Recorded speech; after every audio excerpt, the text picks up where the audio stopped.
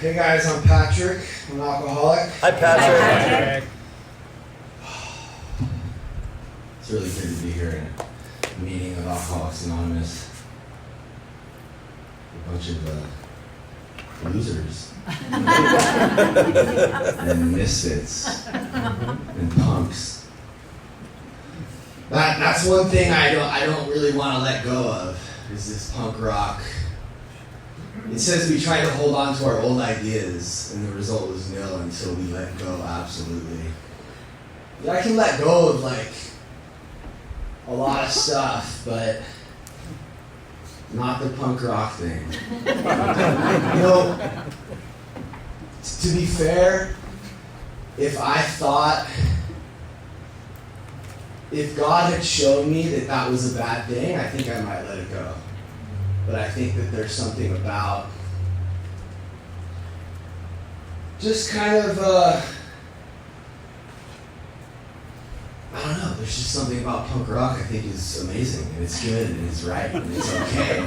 I'm okay with being different, you know, I'm okay with being like a rebel, and I'm okay with, because what I've learned in this program is that, like, it's actually cool and rebellious to be gentle and kind.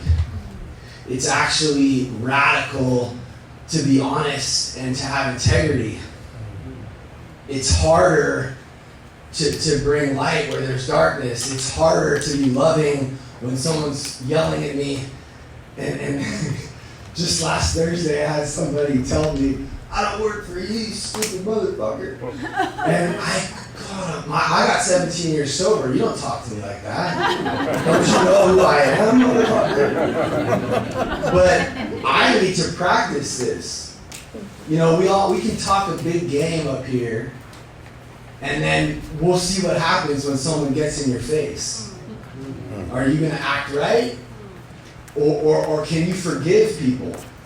You know?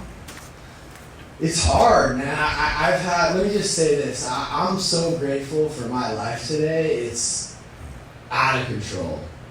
I have all the things. Wife, 2 dogs, house, car, few careers. I mean, I've achieved I've achieved my dreams, like 3-4 times over. Yeah, I'm looking at you. Hey, I have friends in this room, and I'm moving closer into the program rather than further away from it. I will say this though, all those things, they don't make my life great. Like, those are just things, and I feel like there's been moments in my life where I've had the most, where I was the most miserable. I feel like my sobriety has been like this up and down journey where I get stuff. I almost, like, the target for me is always moving. So as soon as I'm about to hit it, it moves. Or as soon as I get it, I want more. So I feel like I've been the happiest when I right after I lose stuff. Because freedom's another word for nothing left to lose. That's this Janis Joplin lyric. Actually, it's Chris Christopherson who wrote it. But I always quote it at meetings because freedom is another word for nothing left to lose. So I don't know, maybe I should just be like homeless without a job and a career, or like living in a Winnebago by the beach. Like, I just feel like I would trade all the things I have for peace. And this disease exists in between my ears, okay? It has nothing to do with the medicine. It has nothing to do with the drugs and alcohol. That's just my solution to the problem which exists in my head. And I still have it today with 17 years. It doesn't go away. We're like men who have lost their legs. We don't grow new ones. What does that mean? I'm never going to have legs. I'm not going to grow new legs. It's just, I'm always going to be a mental defect. This is a hard pill to swallow. It's tricky because I don't care how much time I have. It's tricky for me to care about you. I just don't really give a shit. Like, I only care about myself, you know? And one of the speaking is, I think, so important, and understanding I'm actually not that important. It's this epiphany that I had a little while ago. I realized you guys don't really care how I look up here. I care how I look up here because I just want you to love me. I just want you to like me. I just want to like impress you, or I want validation. I think all alcoholics, we want I want validation. I want to be a rock star. All my heroes were drug addicts: Lane Staley, Kurt Cobain, Bradley Noel, Charles Bukowski. All of the people, most of them didn't make it out, but they all had one thing in common. They just wanted to be loved. They wanted to be validated. I'm an artist. I want validation, and no amount of validation is ever going to be enough. It's just never going to be enough, and I've gotten it. Like Kit really told me not to go into specifics about what I do and stuff, but I will say this: I've been on stages and I've gotten record deals. I've achieved these dreams that you would think, okay, right on. I'm signing autographs, right on. You should feel enough, But I just didn't. It was never enough. The only way I can feel enough is if I just right now, in this moment, just ask God to be with me and have faith that my power is going to take care of me, and what's going on with you? What's really going on with you? And really listen. Not just wait for my turn to talk. What are you really saying? And how can I really be of service to you? And that's where I'm at the most peace, and that's where I'm whole, This program, I think, is the greatest movement of the 21st century, and I guess the 20th century too, because it started in 1984 or something. I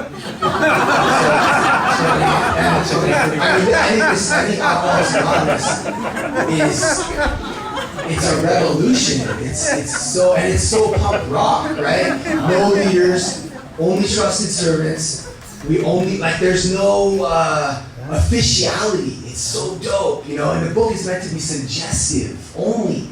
We know very little. I don't know shit. The more time I have sober, the less I know. I don't know. Maybe figure skating and ballet is cool. I don't know. I just want to be open to having a new experience every day, and it's so hard because the bondage of self is just it's every day I wake up and my disease is no, you don't, I'm afraid, fear. I just have fear surrounding everything. Thanks, brother. I just love you guys, and it's just love, God is love, and it's just 10 minutes. I mean, there's just no way. I have a whole, I wish I could just, I think that the most important thing, when we're speaking and when we're trying to help other people, is the energy that we transmit. And if you're working this program, it will just show. And I really wish I could give you what I've been given, and I will say that it hasn't been easy the whole time. There's been some really, really dark times in my sobriety, and I didn't have medicine. I want to feel perfect. I don't want anything less than perfect, and the drugs made me feel perfect. That's a lot to ask for. But I realized today that I don't deserve happiness. I don't deserve to feel perfect. And I shouldn't really be obsessively looking for that all the time. It's we remove the drugs and alcohol and we're all right, what's next? Career, woman, success, I don't know, video games, whatever. And it's it's okay to just sit and just kind of not be okay, and I've struggled with anxiety and depression a lot, and if you're struggling with that, you're not alone. You're just not alone. And there's outside things that I support. You know, I've been going to therapy for over 20 years.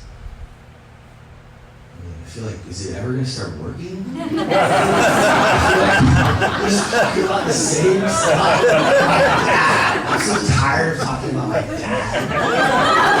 It's just like, when are we going to like fix this problem? Maybe never, you know? Maybe we're just a work in progress, right? And I'm looking to grow. She knows my dad, so she knows what I'm talking about. I love my dad. He's amazing, and he's been nothing but supportive, but he wasn't able to show up for me the way I needed him to when I was a kid, because he was a workaholic. And I'm just grateful for this program, because I'll be able to show up for my kid in that way. And I think that this program, like I said, is the greatest movement of the 21st century or whatever. And we're going to be able to show up for our children, and then they'll be able to show up for their children, and I think it will make the world a better place. Thanks so much, guys. Hear, hear.